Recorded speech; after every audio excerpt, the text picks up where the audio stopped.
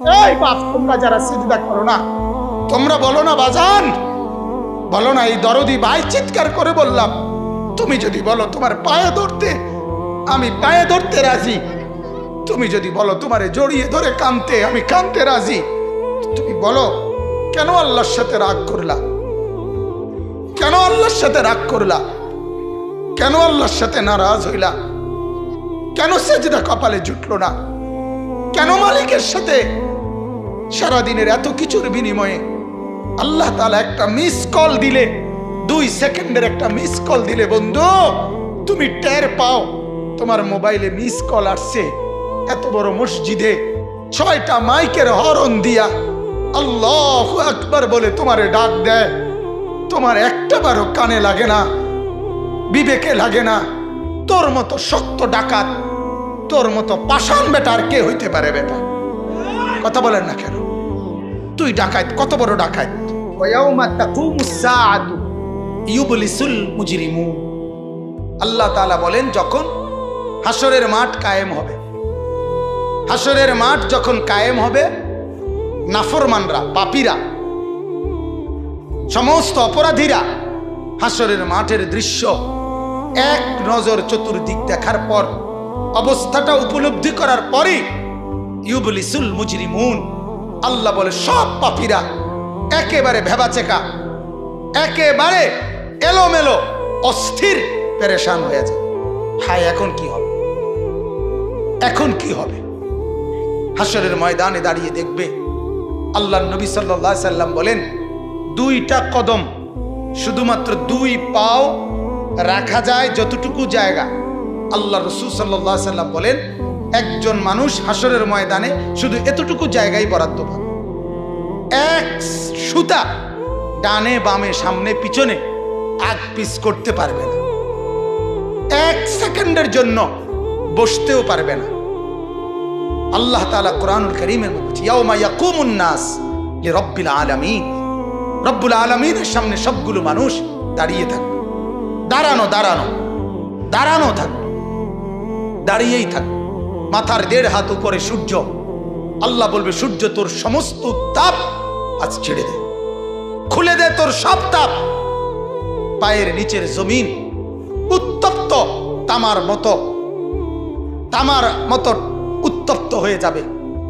এরপরে আল্লাহ পাক রব্বুল আলামিন ফেরেশতাদেরকে দিয়ে জাহান্নামকে, কোরআনের স্পষ্ট আয়াত, ওয়াজিআ ইয়াউমা ইদিম বিজাহান্নাম, হাসরের ময়দানে এরকম পাশে জাহান্নামকে ফেরেশতারা টেনে আনবে। 70,000 শিকল হাদিসের মধ্যে আছে জাহান্নামের মধ্যে লাগাবে। প্রতি শিকলের মধ্যে 70,000 কড়া থাকবে। কড়া, কড়া বোঝেন তো, যেটা লাগায় লাগায় কি বানায়? শিকল বানায়। 70,000 শিকল, 70,000 কড়া প্রতি শিকলে। প্রত্যেক কড়ার মধ্যে 70,000 ফেরেশতা ধরা থাকবে। তাহলে কত কোটি ফেরেশতা? হিসাব বুঝছেন? 70,000 শিকল, 70,000 করে প্রত্যেক শিকলের কড়া, প্রত্যেক কড়ার মধ্যে ধরবে 70,000 ফেরেশতা। এত ভীষণ মারাত্মকের ভাবে ধরার পরেও জাহান্নাম গর্জনের সাথে ফেরেশতাদের হাত থেকে ছুটে যায়। আল্লাহ তাআলা বলেন, এই ভয়ঙ্কর দৃশ্য দেখার পরে গোটা হাসরের মাঠে পাপী নাফরমানরা নিরাশ হয়ে যাবে, পেরেশান হয়ে যাবে। এরপরে বলবে, আল্লাহ তাআলা বলেন, ওয়ালাম ইয়াকুন লাহুম মিন শুরাকাইহিম শুফাআউ। এই নাফরমান আর পাপীরা দুনিয়ার জমিনে যাকে যাকে সঙ্গী বানাইছিল, যাকে যাকে বন্ধু বানাইছিল, যার সাথে চলে চলে আল্লাহর নাফরমানি করছিল, এদের সবার দিকে তাকাবে, কিন্তু কেউ তাদের জন্য 1 বিন্দু কোনো সুপারিশ করবে। কি রে বন্ধু, একসাথেই বনবিড়ি খাইতাম, অনকুদুর কও না কি করতাম, যে আমার কিছু বলার নেই, আমার কিছু বলার নেই। এরপরে আল্লাহ বলেন, ওয়াকানু বিশুরাকাইহিম কাফিরিন। আবার প্রত্যেকটা নাফরমান নিজেই সে তার ওই বন্ধুদেরকে, ফেরেশতাদের সামনে সঙ্গীদেরকে অস্বীকার করবে। প্রথম তো তাকাবে, যখন দেখবে কেউ কোনো সহযোগিতাকারী নাই, ফেরেশতাদের সামনে যখন জিজ্ঞেস করবে, কোরআনে আছে উহশুরুল্লাযীনা যালামু ওয়া আজওয়াজাহুম, আল্লাহ ফেরেশতাদেরকে বলবে প্রত্যেকটা পাপী এবং তাকে পাপ কাজে যারা যারা সহযোগিতা করেছে তাদেরকে সহ একত্র করো। তখন ফেরেশতা যখন জিজ্ঞেস করবে তোর এই অপরাধের সঙ্গী ছিল কে বল, তখন ওই নাফরমান বলবে আমি কাউকে চিনি না, আমার সাথে কেউ ছিল না, কেউ ছিল না। আল্লাহ বলে ওই সঙ্গী তাকে অস্বীকার করবে, সে সঙ্গীকে অস্বীকার, কেউ কারোর জন্য থাকবে না, কেউ কারোর জন্য থাকবে। এরপরে আল্লাহ বলেন ওয়ায়াউমা তাকুমুস সাআতু ইয়াউমাইদিন ইয়াতাফাররাকুন। এরপর আল্লাহ তাআলা বলেন হাসরের মাঠের সমস্ত মানুষ বিভক্ত হয়ে যাবে। আজ যেমন সবাই একসাথে বসছেন, নামাজি বেনামাজি, হালাল উপার্জনকারী হারাম উপার্জনকারী, হ্যাঁ সবাই একসাথে বসছেন। আল্লাহ তাআলা বলেন সেদিন সমস্ত মানুষ বিভক্ত হয়ে যাবে। ফাআম্মাল্লাযীনা আমানু ওয়া আমিলুস সালিহাত ফাহুম ফি রাউদাতিন ইউহবারুন। যারা ঈমান আর নেক আমলওয়ালা হবে তারা জান্নাতের আরাম আর আয়েশের মধ্যে, জান্নাতের সুখের মধ্যে ভাসতে থাকবে। ওয়া আম্মাল্লাযীনা কাফারু ওয়া কাযযাবু বিআয়াতিনা ওয়া লিকাইল আখিরা। আর যারা আমার নাফরমানি করেছিল, আমার এই আয়াতগুলোকে অস্বীকার করেছে, কোরআনকে অস্বীকার করেছে, কোরআনকে গুরুত্ব দেয় না, কোরআনকে গুরুত্ব। মাদ্রাসা আপনার কোরআন পড়ায়। আমি সব সময় বলি কোরআন শুধু একটা বিষয়ের নাম না, বাংলা অঙ্ক ইংরেজি পদার্থ জীববিজ্ঞানের মতো এটাও একটা বিষয় না। না, বাংলা অঙ্ক ইংরেজির কোনো বিষয় আপনার জীবনে থাকুক বা না থাকুক, আল্লাহর কসম ঈমানের পরিচয়ের কারণে এই কোরআনের পরিচয় আপনার সাথে থাকতেই হবে। কথাটা বুঝছেন কিনা আমার? অর্থাৎ আপনি বাংলা জানেন আর অঙ্ক জানেন অথবা না জানেন, কিন্তু কোরআন আপনি জানেন, এ কথা আপনাকে বলতেই হবে, এ কথা আপনার জীবনে থাকতেই হবে, এ কথা জীবনে থাকতেই হবে। এ কথার কোনো যুক্তি নাই আমি শিক্ষিত তবে কোরআন জানি না, আমি শিক্ষিত তবে কোরআন পড়তে পারি না।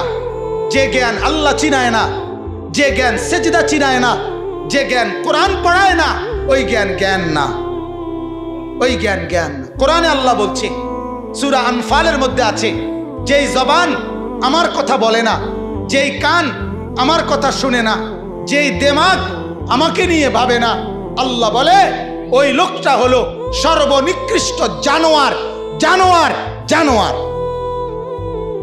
ইন্না শাররাদ দাওয়াবি ইনদাল্লাহ আস-সুম্মু আল-বুকমু আল্লাযীনা লা ইয়াকিলুন। আল্লাহ বলে সর্বনিকৃষ্ট জানোয়ার আমি আল্লাহর নিকটে সে যে আমার কথা বলে না, আমার কথা শুনে না, আমার কথা ভাবে না। কেন কোরআন বাদ দিলাম? আপনারা যারা জীবন থেকে নিজের জীবন, ছেলের জীবন, মেয়ের জীবন, স্ত্রীর জীবন থেকে যারা এই কোরআন বাদ দিলেন, কেন বাদ দিলেন? কোন যুক্তিতে বাদ দিলেন? আরেকবার বিবেককে প্রশ্ন করিয়ে কি কারণ হইতে পারে? মালিকের এই কোরআনের অপরাধটা কি? এই কোরআন আপনার ভুলে ভরা, কথা বলেন না কেন? এই কোরআন আপনার ভুলে ভরা, এই কোরআনের নিখুঁতের ক্ষেত্রে কোনো সন্দেহ আছে? তাহলে কি কারণ থাকতে পারে? বাংলা বইতে, অঙ্ক বইতে, ইংরেজি বইতে, পৃথিবীর কোনো, আমি তো পড়ছি, আমি দাখিল 1998 সালে আপনার বিজ্ঞান সায়েন্স থেকে, বিজ্ঞান বিভাগ থেকে 1998 সালে সমগ্র বাংলাদেশে সর্বোচ্চ নাম্বার পেয়ে ফার্স্ট স্ট্যান্ড করেছি, আলহামদুলিল্লাহ। আমি বিজ্ঞান পড়ছি, কুমিল্লা ভিক্টোরিয়া কলেজ থেকে আমি মাস্টার্স পাস করছি। অতএব আমি এটা বুঝাইতে চাই, পৃথিবীর কোন বাংলা অঙ্ক ইংরেজি পদার্থ জীববিজ্ঞানের একটা বইয়ের নাম আপনি বলেন যে বইয়ের শুরুতে লেখা আছে এই বইটি মানুষ বানাবার জন্য, মানুষ গড়বার জন্য লেখা হয়েছে, এটা কোন বই সেটা বলেন। কিন্তু আমরা কসম চ্যালেঞ্জ করে বলতে পারি এ কোরআন তার মালিক বলছে হুদাল্লিন নাস, এটা মানুষ গড়বার জন্য, মানুষ বানাবার জন্য লেখা, বানানো, এটা কোরআন বলছে। কোন বাংলা বইয়ের শুরুতে কথা নাই। কোনো অঙ্ক বইয়ের শুরুতে কথা নাই, বরং ওই সবগুলো বইয়ের মাকসাদ একটাই, ইকোনমিক্যাল অ্যানিমেলে পরিণত করা। Man is economical animal.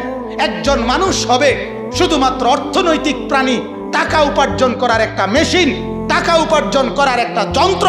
এটাই হবে কে কত বুদ্ধিমত্তা, কে কত জ্ঞান খাটাইয়া পৃথিবী সাজাবে, কত বেশি জমিনের উপরের অংশ সাজাবে আর দুনিয়ার কামাই রোজগারি করবে। এটাই হলো মূল টার্গেট, মূল মাকসাদ, মূল মাকসাদ। এই কারণে 18 বছর বয়সের একটা ছেলে অনেক কিছু পড়ালেখা করছে, কিন্তু এখনো খারাইয়া মুতে। কিন্তু আমার 6 বছরের বাচ্চা এই নুরানি মাদ্রাসায় আমরা চ্যালেঞ্জ করি, কওমি মাদ্রাসা, নুরানি মাদ্রাসা, হাফেজি মাদ্রাসা, 6 বছরের বাচ্চা আমাদের কোনোদিন দাঁড়াইয়া পেশাব করে না, দাঁড়াইয়া মুতে না। আমরা শুধু পড়া শিখাই না, আমরা জিন্দিগি বানাই, জিন্দিগি। কওমি মাদ্রাসা শুধু শব্দ শিখায় না, কওমি মাদ্রাসা শুধু অক্ষর শিখায় না, কওমি মাদ্রাসা জীবন গড়ে দেয়, জীবন, আখলাক গড়ে দেয়, আখলাক, জিন্দিগি বানায় দেয়, জিন্দিগি। 6 বছরের এক বাচ্চা নেই আমরা, 5 বছরের ভিতরে আমরা হাফেজে কোরআন বানায়া তারে বাড়িতে পাঠাই। বলেন আলহামদুলিল্লাহ, বলেন আলহামদুলিল্লাহ। আল্লাহ তাআলা মূসা নবীকে বলছিল, মূসা নবীর মাকে, ও মূসার মা, তোমার কোলের বাচ্চাটা বাক্সত বইরা পানি ঢালায় দাও, নদীতে ফেলায় দাও। তুমি পারতা না, ফেরাউনের ভয়ে তুমি রাখতে পারতা না, ফেলে দাও, এরে বাক্সত ভরে ছেড়ে দাও, নদীতে ছেড়ে দাও। মনে করো পানিতে বাসাইয়া দিলারি, কিন্তু আমি ওয়াদা দিলাম, ইন্না রাদ্দুহু ইলাইকে, মূসার মা, আমি ছেলেটা তোমার কাছে ফেরত দেব। ওয়া জাইলুহু মিনাল মুরসালিন, শুধু ফেরত দেব না মা, আমি তোমাকে একটা রসুল বানাইয়া তারপরে ফেরত দেব। মূসাকে আমি নবী বানায় দেব, নবী। ঠিক আমরাও বলি আপনাদের কাছে, আমরা 6 বছরের একটা বাচ্চা আপনাদের কাছে চাই, এই বাচ্চাটা আপনি আমাদের মাদ্রাসায় দেন, আমরা একটা হাফেজে কোরআন বানায়া আপনার বাড়িতে পাঠাবো ইনশাআল্লাহ, ইনশাআল্লাহ। 12 বছরের জন্য দিবেন, আসমান জমিন, শুধু ভবিষ্যৎ। আরে আমরার ভবিষ্যৎ একেবারে জান্নাত পর্যন্ত। ভবিষ্যতে কি করবে আপনি আমারে আগে বলেন। পৃথিবীর ভবিষ্যৎ কোনো মানুষের হায়াতে, যেই কোনো শিক্ষিত ভদ্রলোক এখন বলেন, কোনো মানুষের যদি বয়স হয় 60 মোট, মনে করেন 60 বছর সে বাঁচলো, তাহলে তার ভবিষ্যৎ কত নম্বর বছরতে শুরু হয়? 45 থেকে। কথা কোন কত থেকে কোন? তাহলে এটা ভবিষ্যৎ কোন কোন বছরের থেকে? কি 35 থেকে না 45 থেকে? হ্যাঁ, পড়ালেখা শেষ করছে, যদি হেঁটে পড়ালেখা না করে তাহলে কথা বলেন না কেন? তাহলে আপনি 60 বছর রে 3 ভাগে কেমনে ভাগ করলেন? যে 60 বছরের মধ্যে প্রথম 20 বছর হলো অতীত, মাঝখানের 20 বছর হলো বর্তমান, শেষের 20 বছর হলো ভবিষ্যৎ। এটা কোন যুক্তি? আমারে বলেন না, এটা কোনো যুক্তি হলো নি? কথা বলেন না। এজন্য মানুষের হায়াত পুরাটাই বর্তমান, ভবিষ্যৎ শুধুমাত্র আখিরাত। ভবিষ্যৎ কি বলেন না? আখিরাত, আখিরাত। ওয়াল তানজুর নাফসুম মা কদ্দামাত লিগাদ। আল্লাহ বলে, আজকে তুমি ভাবো আগামীকাল কিয়ামতের জন্য তুমি কি পাঠিয়েছ। তাহলে আগামীকাল মানে ভবিষ্যৎ। আল্লাহ বলছে ভবিষ্যৎ হলো আখিরাত। ভবিষ্যৎ কি বলেন? তাহলে আমরা বাচ্চাটার বর্তমান দুনিয়াটাও দেখি, আমরা বাচ্চার ভবিষ্যৎ আখিরাত, জান্নাত পর্যন্ত পৌঁছবার সবক আমরা তারে শিখাই। বলেন আলহামদুলিল্লাহ, বলেন আলহামদুলিল্লাহ। অতএব শেষ কথা এটাই, আল্লাহ বলেন, ওয়া আম্মাল্লাযীনা কাফারু ওয়া কাযযাবু বিআয়াতিনা, যারা তোমরা কুফরি করছো, যারা আমার আয়াত অস্বীকার করছো, ছেড়ে দিচ্ছ, ওয়া লিকাইল আখিরাহ, আখিরাতের সাক্ষাৎ, পরকালের সাক্ষাৎ ভুলে যাচ্ছ, আল্লাহ বলেন, ফাউলাইকা ফিল আযাবি মুহদারুন, তোমরা অবশ্যই জাহান্নামের আযাবের মধ্যেই অংশগ্রহণ করবে। শেষ আয়াত আল্লাহ বলে, ফাসুবহানাল্লাহি হিনা তুমসুনা ওয়া হিনা তুসবিহুন। অতএব হে আমার বান্দা, সকালেও সন্ধ্যায়ও আমার তাসবিহ পড়ো, আমাকেই ভাবো, আমাকেই ডাকো, আমাকেই ডাকো। এরপর আল্লাহ বলছে, ওয়ালাহুল হামদু ফিস সামাওয়াতি ওয়াল আরদ, আসমান আর জমিনের যেখানের যত সৌন্দর্য, যেখানের যত কিছু, সব কিছুর জন্য প্রশংসা পাওয়ার যোগ্য শুধুই আমি। কথা বলেন, কে? আল্লাহ। আল্লাহ।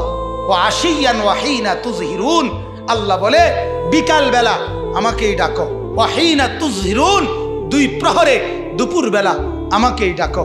আল্লাহ বলে, বান্দা শুধু আমাকেই ভাবো, আমাকেই ডাকো, আমার সাথে সম্পর্ক গড়ো।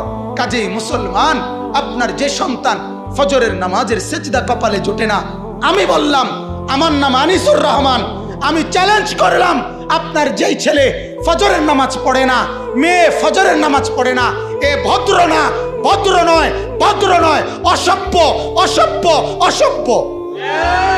তুমি যদি সাহস থাকে তো তুমি প্রতিবাদ করো, তুমি যুক্তি দাও। আমি বসুন্ধর কারণে তুমি বলো, সেজদাবিহীন কোন মুসলমান ইমানদারের ছেলে, মেয়ে, বিবি যার কপালে সেজদা নাই, সে শিক্ষিত হয় নাই, সে সভ্য হয় নাই, সে ভদ্র হয় নাই।